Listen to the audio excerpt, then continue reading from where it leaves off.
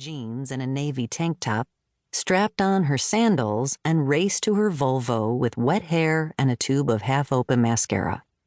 She proceeded down Harbor Boulevard toward the ocean, careful not to mow down skateboarders, beach cruisers, and pedestrians with dogs and baby strollers.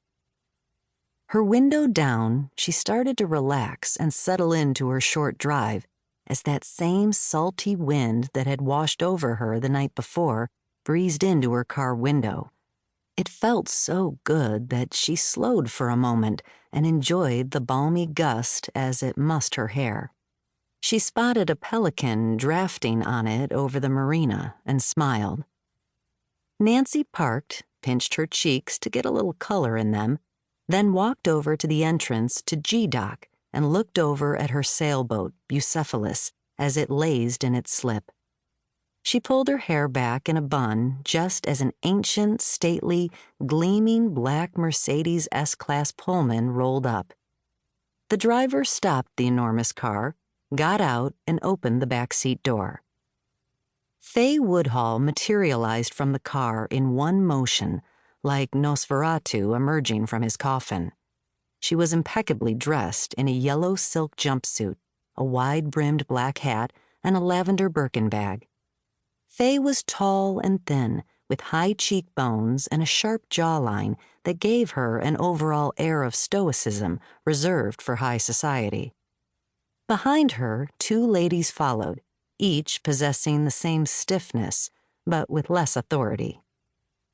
Only the day before, as Nancy was washing her hands in the Marina Club bathroom, Faye Woodhull had emerged in the same way from the handicap stall and sneaked up next to her with the stealth of a silver-haired vampire to inquire about auctioning off a sunset cruise on their sailboat Bucephalus, of all things, to support the Institute for the Noetic Sciences, a society devoted to the metaphysical study of higher consciousness.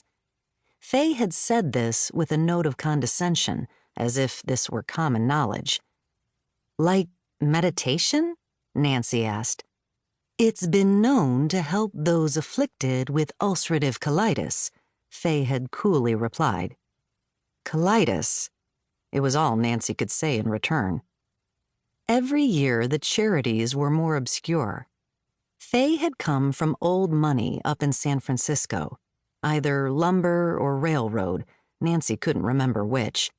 But her family had been disgraced by her Ponzi scheme-running father, who had been tried and convicted of fleecing some of the wealthiest families in the city. Faye was forced to abscond with the few shreds of dignity she still had, along with what remained of her trust fund, and had landed in Southern California to start anew. Nancy supposed Faye was allowed her peculiarities. One of the formerly disgraced heiress's companions held out a white-gloved hand. Faye did the introductions in her low-pitched tone. "This is Madeline Schnell, of the Modesto Schnells, and Lucinda Lassie. Her family is in real estate. They own half of the Palos Verdes Peninsula. Thank you for allowing us to see Bucephalus." Nancy greeted them and nearly curtsied, but then stopped herself. "My pleasure." A tiny smile lit her lips. "Right this way, ladies." Nancy led them to her beloved sailboat, which she and her husband Roger owned together. Faye began to impart her knowledge of Bucephalus with the same flair Robin Leach had used while hosting Lifestyles of the Rich and Famous. She might as well have had a microphone and a glass of champagne in her hand.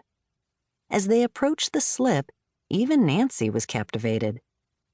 Bucephalus is a 38-foot Beneteau, an impressive sailing yacht from a family-owned company in Northern California. It was named after Alexander the Great's horse. As I understand it, the Hadleys have added extensive creature comforts, such as a Bose sound system and a flat-screen TV. The original interior wood was replaced with imported Norwegian teak, Faye explained. The other two ladies murmured their approval of the boat's heritage and improvements, especially anything remotely related.